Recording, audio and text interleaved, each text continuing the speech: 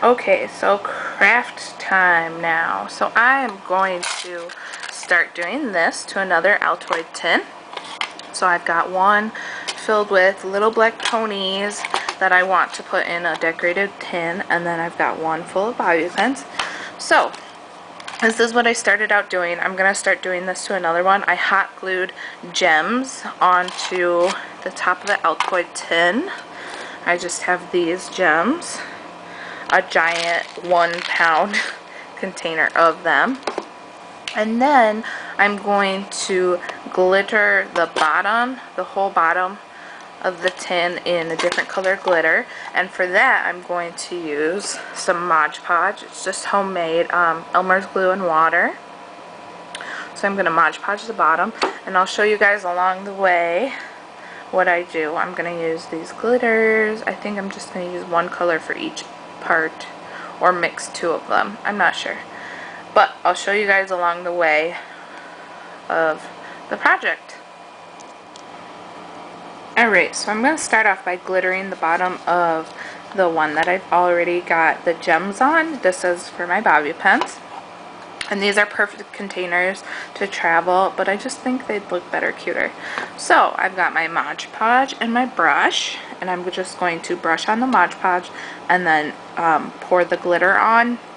You may have to do 2 or 3 different steps to this, like do the Mod Podge and the glitter, wait for it to dry like an hour or 2, another layer of Mod Podge and then glitter, just to make it so it's not so opaque, and then another layer of Mod Podge and glitter. Hopefully it'll just take 2, and then you'll be done. At the very end you want to Mod Podge over the glitter one more time so that you don't get glitter everywhere, and then you'll be done.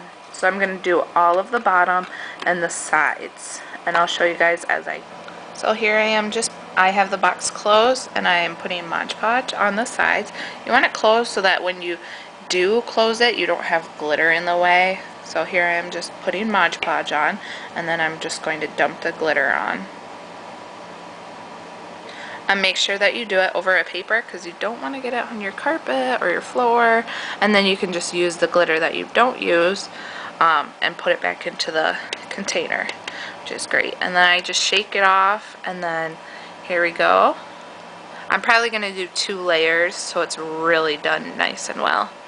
And there we go. Okay, so we've got that all glittered, all the sides and the bottom. And so now we're just going to let it dry, and we're going to move on to bejeweling this one on the top. This one's going to be for little ponies. So I've got my glue gun all heated up and ready to go, and I'm going to just take all my gems and start putting them on there. I put them in this the top one, so they're easier to grab. Put a bunch in there. There we go. And now I'm just going to start on one end and glue the whole thing. And I like to do the side right there with the little gems. But I'm going to start off by doing some bigger ones on the top here. Just a drop of glue. Press it on there, and boom.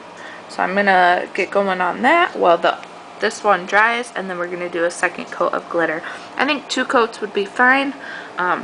No need for 3. So 2 coats, and then I'm going to put another layer of Mod Podge after the second coat dries, and then you won't have glitter all over. And there we go. Okay, so I'm about halfway done with this one. We've got the sides done. And now I'm going to move on and do the second layer of glitter on this one. So I'm just going to put more Mod Podge on, and then sprinkle more glitter on, and then let it sit while I do the other half of this one. And then once I'm done with this, I'm going to put glitter on all of it, and then I'm going to come back to this one and put another layer of just Mod Podge on it to seal in the glitter so you won't have it all over.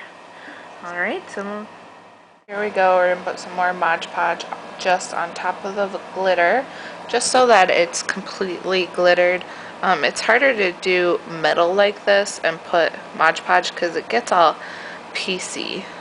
So here we go, just splatting some on, and then we're going to take the glitter and just go ahead and put some more glitter on.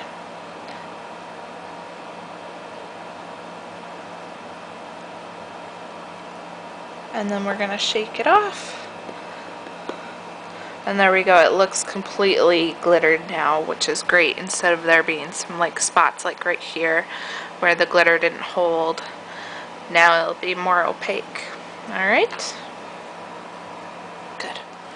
Okay, so I've got 2 coats of glitter on, and now I'm going to put my last layer of Mod Podge on to seal in the glitter so it doesn't go everywhere.